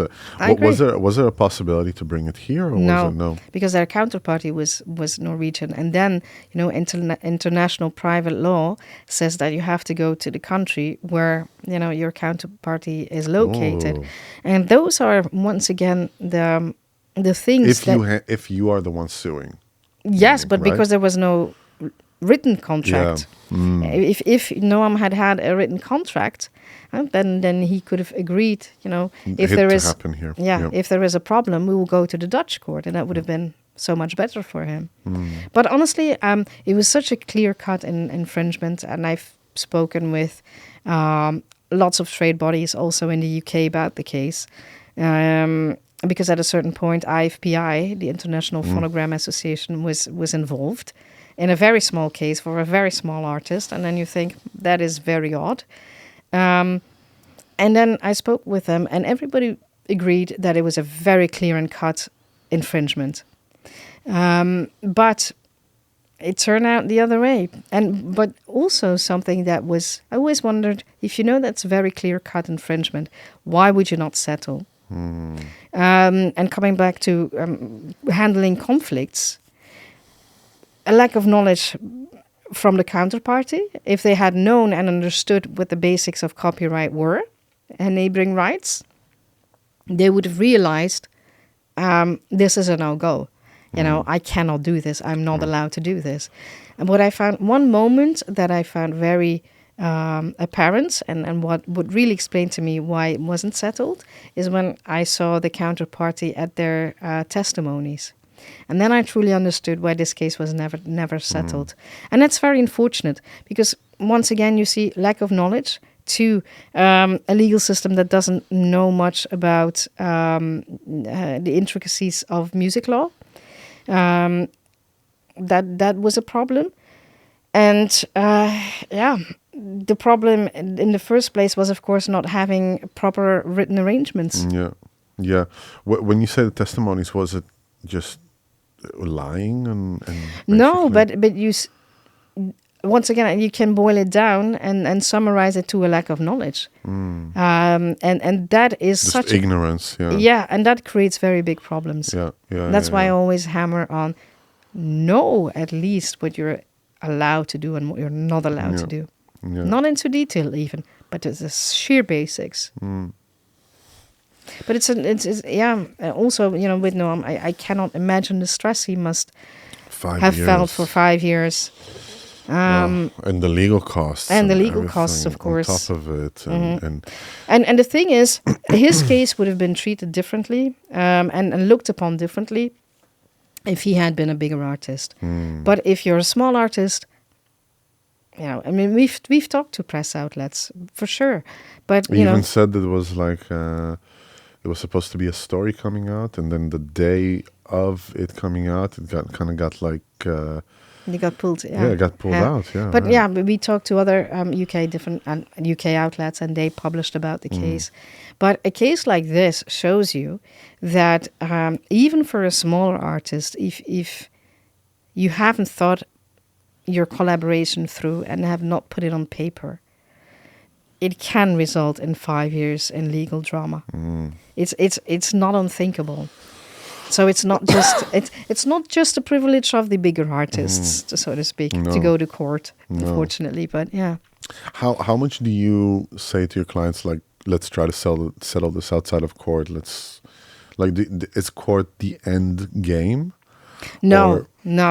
Court is truly the one thing that you want to avoid. Yeah, exactly. And the last resort, really, if everything else has failed. And that's also in our code of conduct. The attorney must do everything in their power to come to a solution of the case. It's amazing how this guy just tried to pull me to court no matter what. I was like, wow, this is crazy.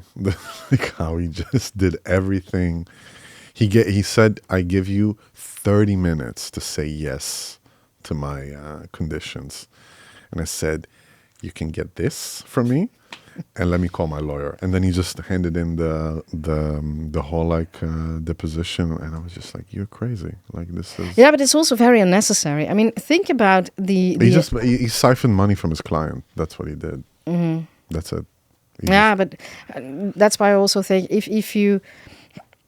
Coming back to our earlier discussion about conflict, a lot of conflicts are not necessary. And it's a sheer inability to handle it in a professional way that leads to an escalation, which has negative consequences for all parties. Yeah.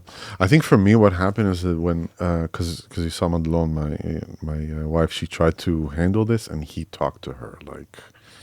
You're a little girl, you don't know nothing about this. Misogyny in the music industry. And I was like, you cannot talk to... Like, I was just... misogyny in general, but it is misogyny unfortunately in the music quite... industry. Yeah. I'm but sure you had your share. Yeah. Oh, you're How much time do we have left? Oh, my God. I'm so happy I met you because it's like I mean, after this podcast, we need to talk. with some stuff. But yes, People. just one quick word on the position of women in the industry. Yes, it is a very male-dominated industry, and I have to work twice as hard for my female clients to get them to a acceptable deal. For real? Or even yes, for real, and to get them to a place where it works for them also. And female producers, for example, nobody expects them to produce their own music. They always say like, "Oh, who makes their music?" And it's like, girls can be nerds as well. We love Logic. We can do the Pro Tools stuff. I mean, come on, we know how this works. I mean, it's not a skill that is purely for the guys. Come on, No, absolutely and but it's rampant. And then the counter argument is yes, but it's all about the music. But then you see in everything that it's not. For example, when a woman produces something and hires an extra producer to do the finishing, what often happens, they replace everything because it's a girl that made it. Was it bad? No, it wasn't. Wow, that's But crazy. yeah, and then they say, yeah, but I deserve a bigger percentage of that track because I replaced everything. But you use the composition of somebody else, you just change the sounds a bit, and you think that earns you a bigger share. And it's it's a way of thinking about what women can contribute, and they're simply not taken seriously. I have a question. It's like a technical thing. If someone, let's say an artist, sends me a line, Yeah. just a line of him playing something, and I need to write it for strings, winds, rhythm section, I need to organize it, I need to put it together, the thing is completely scattered, it's like one piece here, one piece there, I need to put it together and making a composition. Is it still only his composition? No, you contributed to it. Exactly. Oh my God. So yeah, there's yeah. No, it's because there was an album. There was an album that we produced with a party. Doesn't matter who, but the artist really wanted to have this album, and he had the resources. And we were a group of arrangers. It was the three of us, and I was producing it for him. And I said, "Okay, send me your stuff," and he just sent just a line of him playing like a melody, and we turned it into like a big, orchestral thing. And we went into arguments. Luckily, it didn't go into any legal battle on this because he had the whole production. He could have lost it. But we actually went into arguments of you need to give us 50% of the intellectual property because without our work, there will be nothing. But he said, yeah, but without my melodies, you won't have any work. And I was like, yeah, but you wrote literally, there were no chords attached to it, no sheet music. So you had to write the sheet music. It was all just abstract. Eventually, he gave us 50% to us and the arrangers, but it was like this like a nasmak, that was really negative. Bad aftertaste. Bad aftertaste. And that's what I explained also to the two arrangers afterwards. I said, no, I'm happy that you say it. I was like, no, we deserve this. We deserve it. Don't let the guilt play and all that. To which extent does it actually fall under it's still your composition and someone just arranged it for you? But what is arranging? Huh? You always, when looking and assessing what is the copyrighted work, you have to look at the facts. And that means that on a musical and musicologist level, you have to do a dissection of the music. That means looking at who has contributed what and what is the piece. Yeah. And if there's several people attributing to it, then there's a co-authored work. It's that simple. But it does start with understanding the musical facts. And that's why copyright infringement cases often go so wrong, because a lot of lawyers and judges do not understand the musical facts properly to put them then into a legal context. Yeah, there's a great channel. Do you know Adam Neely? Yeah. Maybe? Yeah, he was talking about some of those. He was talking the case with Katy Perry. And he really broke it down. And you see that there was no real copyright infringement. They just used, let's say, specific musical standards that are very common in that type of music. And how they put it together was basically, if you stand before a grand jury and you show your arguments, they're not musicians. They don't understand that. They don't understand the mechanics of it. So then you appeal to their emotional state. You don't appeal to their knowledge. They lost in the end. They lost in the end. But I think the crux with the Dark Horse case, exactly. Yeah. is because it had an ostinato in the beginning. So the descending, the descending motif, if you will, and there's a lot of pieces of music that have that. Bach, our good friend Bach, has a lot of ostinatos in his music, and the problem that people have is that when you use a chord progression, which is very straightforward, and the melody also follows the fifth of the trichord, that's very banal. Even it's very straightforward. It's not very special, and it stems from simple music theory. Absolutely.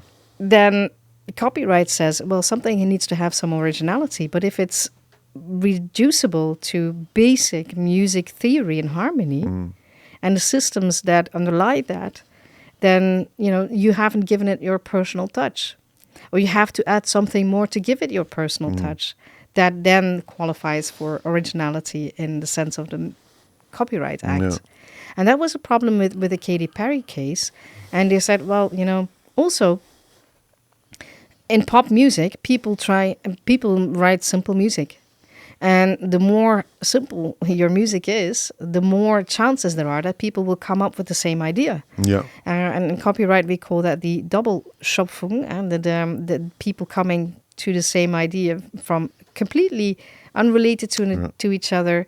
But the more simple your music is, the more chances there are similarities, because you use your musical building blocks. Exactly, yeah. The standards of it. Exactly. It's like I was just teaching yesterday a group of students. We were talking about the 4-axis chord. The very famous one. First, fifth, sixth, fourth. It's like everybody. Could you actually copyright it to a certain extent? You couldn't, right? No. That's the thing. Are we going to see precedents that are like a precedent in the sense of that people will try and actually have ownership on specific melodies and chord progressions? Well, they have tried. Look at the Blurred Lines case. Exactly. I was just about to ask about it. Yeah, look at the Ed Sheeran case, of course. Luckily, he won that. Look at Led Zeppelin. I mean, every single music infringement case is in essence, also trying to establish a monopoly on something that you created. But when it comes down to musical building blocks, just the sheer chord progression, the 4 chords that you just described, they're so banal. Everybody uses them. So in those chords in itself, you can never copyright those or claim copyright over those. It is what you do with them. It's how you put them in a 3D context. But where it went wrong in the Blurred Lines case is, and luckily we don't have trials with juries. It wasn't in front of a grand jury? Yeah, it was. But we don't have that because lucky, lay people. I mean, how many people do you know that are tone deaf? Oh my God! But suppose it's a person like that is in the jury. Yeah, exactly. I mean, the Blurred Lines track was a very big hit. Everybody heard it, and as soon as you heard the Marvin Gaye track, you cannot unhear it. Yeah. But is it copyright infringement? No, I don't think so, because it shares some instrumentation. It refers to the instrumentation of the 70s. But hey, more cowbell, yes, please. Yeah. You cannot say, well, the use of a cowbell in disco music is copyrightable. Yeah. And the rhythm was different, the melody was different, the chord progression was even different. Yeah. But just because people have an association with a certain track doesn't mean that it's infringement. Yeah. And that is a very big distinction. But try and explain that to non-musicians. Oof. It's even was something interesting, like just to show you this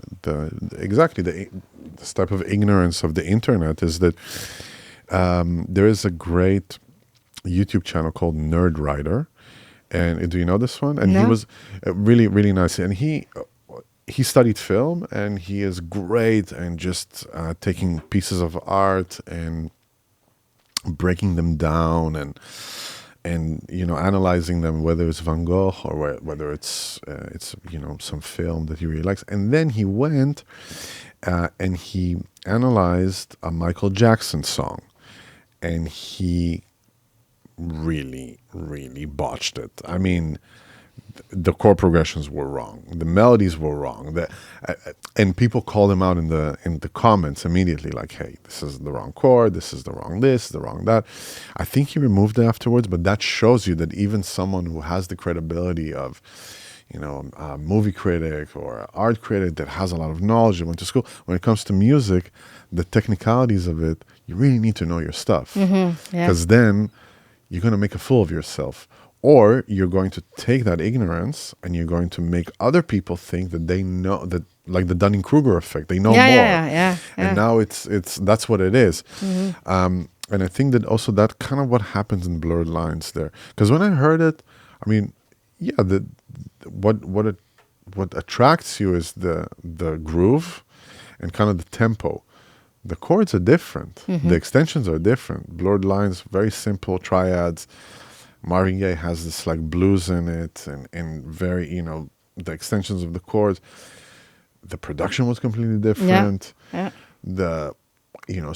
Anything with these corporations with that type of groove now, they need to pay royalties to the estate of Marvin Gaye. I'm not sure about that. No, but this luckily this is also on a case by case basis. Yeah. But I mean, is they've certainly had to pay damages for sure, but it's not that the Marvin Gaye estate now owns the disco field. Yeah. No, that's just not the case. It's similar to, like, I mean, I don't, because that's something that Sting was saying in an interview, that every breath you take, that P. Diddy needs to pay him like $5,000 a day or something, or $2,000. Yeah. I've heard that as well. But that's literally a sample that he literally a sample. Yeah. So you cannot play with that. That's, man, when your pockets are so deep that you can just you're like, whatever. It is the backbone of that track. I mean, it kind of makes it. And Sting is just an incredible musician. Yeah. It's unbelievable. Did you see the Rick Beato? No, I haven't. I haven't. With him and Dominic Miller talking about their music. It's fantastic to see. It's just a delight to see. I love what Rick Beato is doing. Me too. I like it when people get into the nitty-gritty of, what they do when they write music, especially very established musicians. That's very interesting to see. I really, really like the platform that he built. Just huge platform, Rick Beato, really huge. And I think he kind of became big because of, that's at least in the scene, the musician scene, with his son, with Dylan.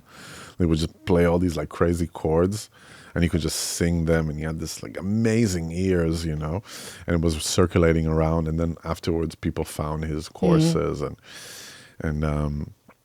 it's really great. Bindu, it was great having you here. We could have spoken. We're gonna have you back for sure, especially after you're gonna see the mess that I've created. No, I'm kidding. It's not that big. Is there anything, because you have your book here, right? Can I have... Yeah. One sec. Yeah, sure. It's in my bag, Joao. Thank you. Let me see what comes out of the bag. Oh, wow. There you go. The All-Round Musician, How to Create a Sustainable Career in the Music Business. Do you know the American rock band Daughtry? No. Their guitar player is a friend of mine, and he made the layout for the cover. Is this for me? Yes, you can have it. Thank you so much. Wow, amazing. And we really thought long and hard what the cover should be, and I thought, you know what, I just It's nice. I most like it. most books, textbooks, and certainly legal books are very boring to look at. It's not a book that you want to put on the table. This is a But I nice said to one. Brian, like, when you do your layout, make something that people love to look at.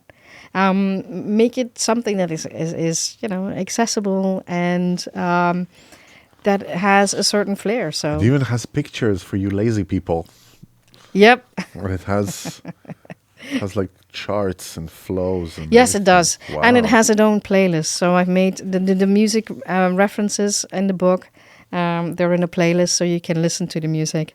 And Wow, it's you a really very show. selfish book because I used all of my favorite artists, or at least most of them, some No, of but I them. think this is really important because you see also how it looks also from the really technical part of it here. I see synchronization, sync licenses, plans. Wow. Thank you so much. You're most welcome. Thank you for having me.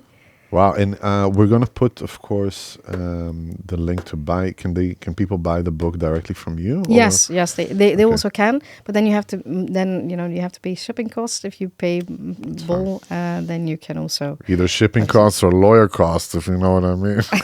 But that's also Afterwards. like we talked a lot about how can people uh, prepare themselves, and my realization was I got a lot of questions in the past decade, and I saved a lot of those questions. I had like one document in which I had all those questions, and I saw there were a lot of recurring questions, and I thought instead of replying to every single person, I thought, let me just write another book in English, because the first book was in Dutch, and people said, "Oh, will you make it in English?"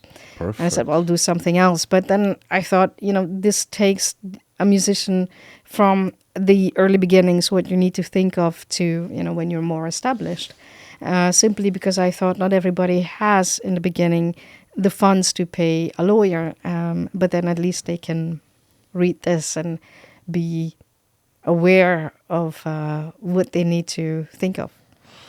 Man, this is awesome. I'm so happy for this. Thank you so much. You're most welcome. Thank you so much, Bindu. And we were going to put all your links. Also, if anyone has enjoyed this and you're looking for help, contact Bindu, of course. I mean, if you're in the music industry, can you imagine? Someone just calls you. Some random. I have a question. Is there anything else that would you like to plug or tell?